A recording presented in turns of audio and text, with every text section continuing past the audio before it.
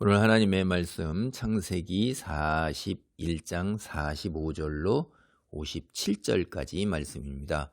이게 이제 바로의 꿈대로 이루어지는 내용, 그 내용이 뒤에 나오고 요셉이 이제 이 땅에서 하나님의 은혜로 이제 그 극적 반전이 일어나서 국무총리가 되어서 살아가는 삶의 모습, 이제 결혼을 하게 되고 두 아들을 낳는 그런 이야기들이 나오고 있습니다. 45절 봅니다. 그가 요셉의 이름을 사브낫 바네아라 하고 또 온의 제사장 보디베라의 딸 아스낫을 그에게 주어 아내로 삼게 하니라. 요셉이 나가 애굽 온 땅을 순찰하니라. 그 앞에서 뭐라고 그랬냐면 우리가 앞에서 보면 요셉에게 너를 애굽 온 땅의 총리가 되게 해노라 해서 인장 반지를 주고 세마포 옷을 입히고 금사슬을 목에 걸고 버금수레에 태웠어요. 애굽 전국을 총리로 다스리게 하였단 말이에요. 그리고 나서 이제 이름을 뭐라고 하냐면 사브낫 바네아. 하나님께서 말씀하셨고 그는 살아 계신다. 이런 뜻이에요, 이게. 근데 여기서 이제 제가 앞서도 말씀드렸지만 이 애굽이라는 나라가 창조주 하나님을 믿는 건 아니고 많은 신을 섬겼잖아요. 고대 근동이 다 각자 자기들 신 섬기는데 되게 여러 신들을 섬겼어요. 그래서 신들 때문에 자기 나라가 전쟁에서 이긴다 그래가지고선 그렇게 믿었으니까 이 자기가 섬기는 신이 말씀하셨고 그는 살아계신다라고 요셉에게 이름을 준 거예요. 이게 간증적인 이름이에요. 그렇죠? 이게 딱 봤을 때 아이고 정말로 내가 신의 아들인데 내가 신이 너에게 말씀했고 신이 살아계시는구나. 너를 보니까 그렇다 이 말이에요. 너를 보니까. 야, 우리가 나를 보니까 하나님이 살아계시고 너를 보니까 하나님이 계시는구나.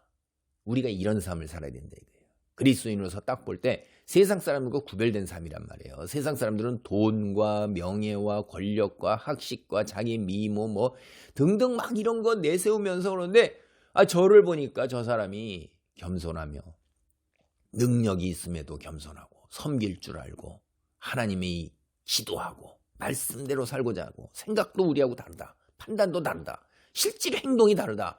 이렇게 돼야 되는 거예요. 이제 그런 삶을 우리가 살 수 있는 게 그게 능력자라는 거지. 뭐 이런 사람도 능력자는 해요. 은사 받아가지고 뭐 기도의 능력, 뭐 예언의 능력, 치유의 능력 그런 거요. 있다가 없어지는 거예요. 근데 사람들이 이렇게 사브낫 바네아 하나님이 말씀하셨고 하나님이 살아계신다. 너를 보니 이런 거는 영원히 가는 겁니다. 이게 어떤 게 진짜 참된 능력일까요? 무속적으로 기복적으로 그렇게 사는 것도 뭐 틀렸다고 할 수는 없어요. 그러나 그걸 정확하게 맞는 건 아닙니다. 어떤 것 그건 끝나는 거예요. 그냥 잘 생각을 해보세요. 그래서 이제 요셉이 완전히 이제 애굽 사람처럼 된 거예요. 이집트 사람 된 겁니다. 우리가 이민 가면 그 나라의 사람 세대로 그렇게 되잖아요. 그렇죠? 그렇게 되는데 그러나 그 본질은 하나님이 살아계신 거고 하나님을 믿는 믿음에서 떠나질 않습니다. 여러분 사람의 이름이 바뀌는 거 이거 뭐가 바뀌는 거죠? 그 사람이 신분도 바뀌고 그 사회에서 위치가 바뀌고 그 인격도 바뀌는 거예요. 이게 이제 이집트 사람들이 요셉을 대할 때 히브리 땅에서 끌려온 노예가 아니에요. 이게 이집트 사람이란 말이에요. 사브낫 바네아. 그런데 이제 그렇게 되면 국무총리니까 왕족하고 결혼해야 되는데 이 왕족들이 이방 사람들하고 결혼하는 걸 그렇게 썩 좋아하지 않겠죠. 당연히 왕족은 신인데 아무리 그런다고 해도 요셉이 히브리 노예였는데 신분이 순간 상승됐어도 그래서 여기 온이라는 곳이 이제 도시예요. 온의 제사장 보디베라라고 그랬잖아요. 온이 여러분 우리가 들어봤을 거예요. 우리 피라미드 보려면 멤피스라는 데 가죠. 멤피스 말고 또 다른 이쪽에 있는 도시인데 여기에 제사장이 사실 이게 이제 이집트 바로 왕이 신의 아들이잖아요. 그러니까 제사장 이 종교가 엄청난 권력자예요. 여러분이 영화 같은 거 이렇게 10개나 혹은 뭐 모세나 이런 영화를 보면 그렇잖아요. 엄청난 권력자인데 멤피스가 최고의 제사장이었고 1등 가는 제사장이 온이 두 번째예요. 그러니까 이 요셉은 엄청난 집안하고 결혼한 거예요. 왕족 다음 가는 온이 이 지금 남아있는 그 기록에 의하면은 이 요셉이 살았던 시절이 대략 이제 주전 1600년에서 1100년 그런 사이에 이 기록에 보면 온의 제사장이 엄청난 제사장 집안이었다. 멤피스 다음 가는 제사장이었다는 기록이 있습니다. 그래서 엄청난데 이 제사장의 이름이 보디베라죠. 보디베라. 그거는 보디발하고 똑같은 거예요. 보디베라, 보디발. 그러니까 제가 앞서 말씀했죠. 보디발이 흔한 이름이라고. 태양신 라의 아들 뭐 이런 뜻 비슷한 거예요. 태양신 라가 주신 자. 그러니까 뭐 라의 아들. 이 이름을 그렇게 뭐 이거 흔하게 그렇게 줘요. 신의 이름을 따라서 왕의 이름도 그렇고. 그다음에 낫은 낫에 이게 여신 낫에 속한 여자, 여신 낫의 딸 뭐 이런 거하고 이런 이름이에요. 그러니까 다 이렇게 이게 아스낫이라는 게 이제 여신 낫을 또 숨겼으니까 이게 다신이죠. 뭐 태양신 라하고 여신 낫을 숭배하는 이런 다신주의자 제사장 여기의 집안에 대단한 권력자 집안에 이제 사위가 됐어요. 그렇게 해서 온 땅을 순찰 나갔죠.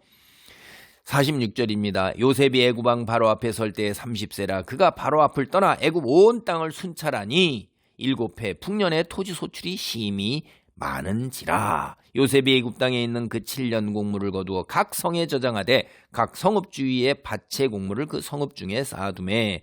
이렇게 쌓아두는 게 이제 저장도 쉽고 그다음에 나중에 배급하기도 쉽잖아요. 그러니까 이 체계를 굉장히 잘 갖춘 겁니다. 이게 전국적으로 다 골고루 이렇게 다 놔둔 것.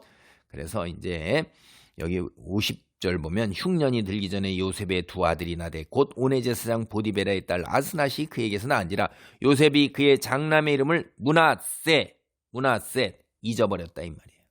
잊어버린다 하는 뜻이에요. 이게 므낫셋. 얼마나 고통이 컸겠어요.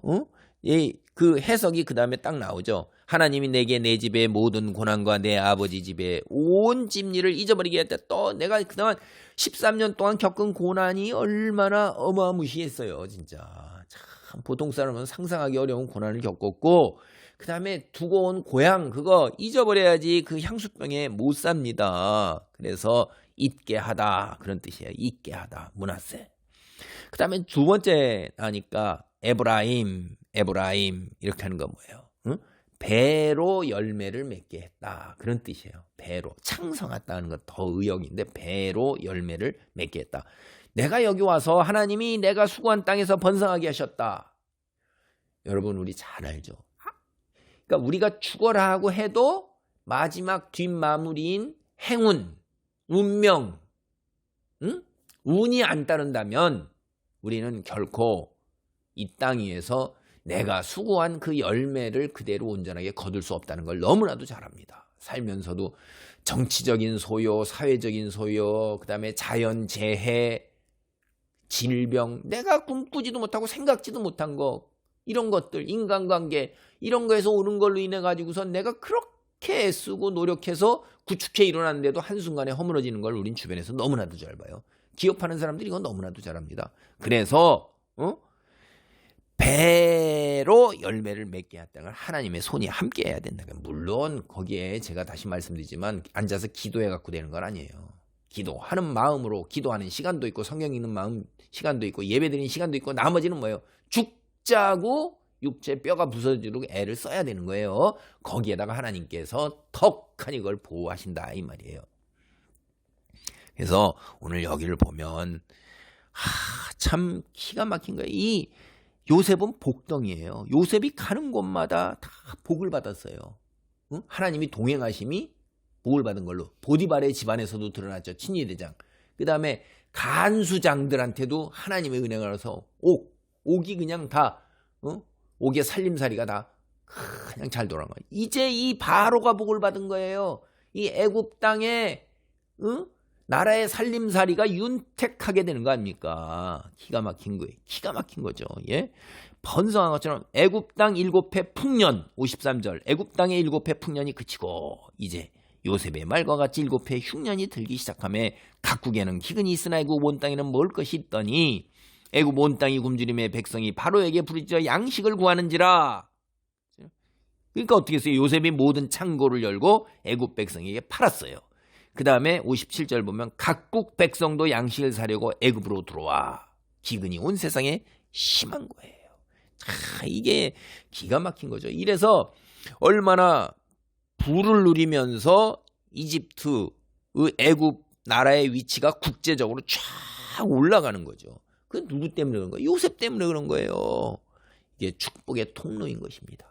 우리 그리스도인 나로 인해서 축복의 통로가 돼서 우리 가족이, 내 이웃이, 내 직장이 복을 받습니까? 여러분은 축복의 통로가 되는 거예요. 여러분도 누릴 뿐만 아니라 여러분이 있음으로 인해서 주위의 사람에게 하나님의 은혜와 하나님의 사랑이 손길을 통하여, 여러분의 발걸음을 통하여, 여러분의 수고를 통하여 전해지는 놀라운 축복의 통로가 되기를 바랍니다. 기도합니다. 하나님 감사합니다. 요셉을 통하여 본인도 하나님께서 놀라운 반전으로 복을 받게 하셨지만은 그 주변의 사람들이 복을 받는 축복의 통로가 되게 하셨습니다. 우리 그리스도인들이 이와 같이 하나님의 살아계심을 드러내며 이방 사람들로부터, 세상 사람으로부터 하나님이 살아계시며 하나님이 너를 통하여 말씀하신다 라는 간증을 들을 수 있도록 우리에게 능력을 던지시고 거룩하고 구별된 삶을 살도록 도우소서. 또한 우리가 축복의 통로가 될 수 있도록 하나님 역사하여 주옵소서. 예수님의 이름으로 기도하옵나이다. 아멘.